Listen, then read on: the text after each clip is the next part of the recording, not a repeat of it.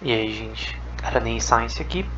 A gente vai continuar falando sobre farmacologia, sobre um tópico, né, essencial, né, porque os remédios são tão caros, né. A gente vai ver o porquê, embora não vai responder o porquê no geral, porque muitos outros problemas também podem estar relacionados ao preço ser alto, né. Às vezes, o preço escolhido é mais para realmente gerar lucro e não o benefício dos pacientes somente, né. Ter o máximo de lucro possível com o medicamento. Mas mesmo assim, no geral, a gente vai ver que o preço para se criar um medicamento é muito mais caro do que parece. E nesse paper, no Asian Journal of Pharmaceutical Research and Development, então é um jornal asiático sobre farmacologia, e está falando sobre os estágios do descobrimento de novo medicamento, né? E o processo de desenvolvimento. Bem pequeno esse paper. E essa imagem que eles mostram de uma forma bem legal como que funciona na prática o processo. Então vamos supor que você tem uma startup de farmácia, né, relacionada a esse tema de fazer novos medicamentos, vacinas, e como que é o processo. Então no começo vai estar ali que a seleção do alvo, está escrito como target ali. Você basicamente vai ver quais são os compostos que, por exemplo, inibem uma proteína, ou que interagem com uma proteína, ou que, se você quiser focar numa vacina específica, como por exemplo para ebola ou Covid-19, por exemplo, qualquer tipo de. Primeiro você vai analisar a patologia, né, que você quer lidar, você entende ela, aí você fala, pô, no caso de, por exemplo, diabetes, eu preciso criar algo que substitua a insulina que o pâncreas faz. Então, é, esse é o objetivo, né? Então, a solução é uma fórmula biosintética, né? De cultivar insulina em bactérias, como Escherichia coli, como a gente já viu em outros vídeos dos biohackers, né, que a gente fez um vídeo recentemente. Ou, por exemplo, na parte de oncologia, né, cânceres, né. Então você vai ver formas específicas de você lidar com tipos específicos de câncer. E para você escolher o composto que você vai escolher para realmente tentar em seres vivos, normalmente é de 5 a 10 mil que você tem para você testar em laboratório. Então pega de 5 a 10 mil compostos, você testa em laboratório, isso é extremamente caro, custa milhares de dólares, e depois você vai escolher desses 5 a 10 mil, 250 mais ou menos, para você ver se vai dar certo ou não. Desses 250, 3 normalmente passam, e no fim, normalmente um composto, por exemplo, vamos supor que não exista ibuprofeno, vamos supor que não existe. Aí você está fazendo esse composto, aí passou por todo esse processo e foi escolhido esse composto para lidar com certas, certas questões biomédicas. Então é mais ou menos isso. Na segunda parte ali é a descoberta, né? Você descobrir o que realmente funciona. Química medicinal, estudos in vitro, que é você testa em laboratório de forma isolada. E depois in vivo, que é no caso primeiro animais, né? Normalmente começa com ratos, depois se tiver bom o negócio para primatas e depois se você ter provas in vitro e in vivo, principalmente in vivo, em animais, enfim, testes que resolvam problemas. Vamos supor que você tenha ratos com uma patologia específica, como diabetes, por exemplo. Então, você tenta testar ele para ver se ele consegue sobreviver a esse medicamento. E se você tem um estudo em animais que realmente dê resultados promissores, não precisa ser só em rato, pode ser em mamíferos, enfim, dependendo do estudo pode ser necessário isso, no caso de primatas. Então, se você tem uns resultados decentes, você pode, de repente, ser aceito para fazer clinical trials, que é o teste clínico, né? Então, é extremamente importante que essa parte de laboratorial e básica é muito custosa, né? É muito difícil de se fazer, de você descobrir novas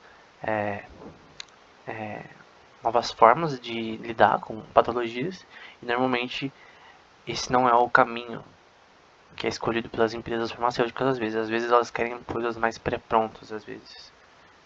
Então conseguir de repente replicar uma medicina que já está sem patente, enfim. Empresas pequenas normalmente podem fazer isso, porque é muito custoso esse processo.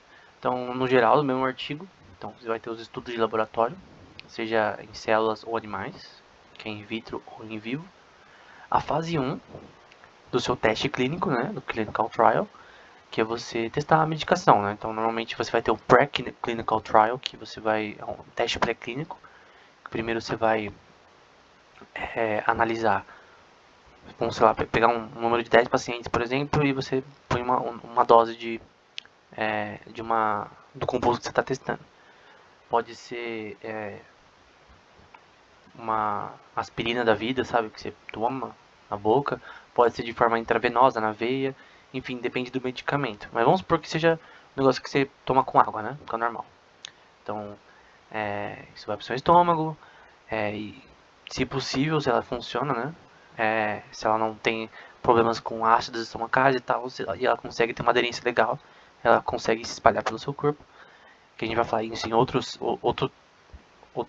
sequência de vídeos. Enfim, você vai testar para ver se realmente funciona, para ver se os efeitos colaterais, você vai ver se quanto desse medicamento eles conseguem, sabe, lidar. E na fase 2 e 3, normalmente você testa isso com mais a fundo, né? Você testa com mais doses, vai aumentando a dose, com mais pacientes, normalmente de forma randomizada, né?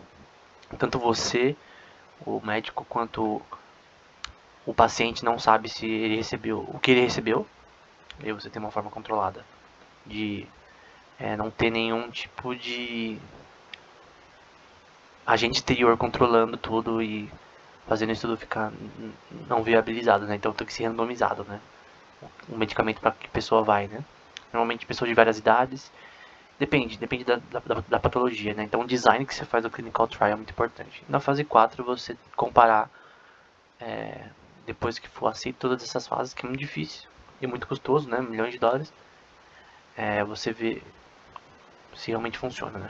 Então, e você vai testando isso ao longo do tempo. Mesmo quando for aprovado no mercado, você vai tentar ver se o medicamento realmente funciona ao longo do tempo. Outro artigo, também falando sobre o mesmo tema, descoberta de novos medicamentos, desenvolvimento, nesse caso para a posição, ou acho que posição seria melhor, da pesquisa biológica básica, né? E aqui vai falar sobre a demora de um processo, né? Análises entre as áreas terapêuticas, né, indicam que no desenvolvimento de uma nova medicina, né, de um novo medicamento, até você achar a forma eficiente de o composto, como ele vai funcionar, sabe, para realmente ter bons efeitos, até aprovação para marketing, né, demora de 12 anos para cima, né. Então toda essa cadeia aqui não demora um mês, nem um ano, demora vários anos, né. 12 anos é um número bem grande, pode ser 5, pode ser 6, enfim, mas é no mínimo de 5 a 12 anos, né? Normalmente depende do medicamento. Se for um medicamento que está sendo duplicado, né, que a patente expirou, vamos supor que uma empresa fez há 50 anos atrás um medicamento, a patente expira hoje, agora outras empresas podem fazer esse medicamento, mas eles vão ter que provar que esse medicamento é o mesmo, né? Então, vamos supor, ibuprofeno, tem só uma empresa que faz, mas vários tipos de insulina só uma empresa faz, então depende do medicamento, da patente também. O custo laboratorial, né? Então, o custo para desenvolver uma nova entidade molecular, vai dizer, um composto molecular para atingir, seja na parte oncológica, na parte diabética, ou enfim, ou uma nova entidade biológica, que a gente vai falar mais para frente, é normalmente mais de 1 bilhão de dólares, né, no geral. E foi estimado de ser até 2,6 bilhões. Então, normalmente, quando a gente está falando de criar novos medicamentos chega a esse preço para criar um medicamento. E às vezes você pode gastar todo esse dinheiro e não funcionar e toda a pesquisa vai pro saco, né? E tem empresas que podem até falir por causa disso, né? Empresas pequenas, de farmácia, startups, enfim, que gastaram, tiveram founding, né? Tiveram um investimento, mas o medicamento não deu certo e aí teve esse problema, né? Então é extremamente custoso fazer um novo medicamento. Então, essa é uma das razões porque é caro, né? Porque a patente expira também depois de alguns anos. Então, normalmente a empresa tenta tirar o mais possível proveito do medicamento, de questão de lucro, né? Para ela conseguir existir, continuar existindo e tal. Então era isso. No próximo vídeo a gente continua.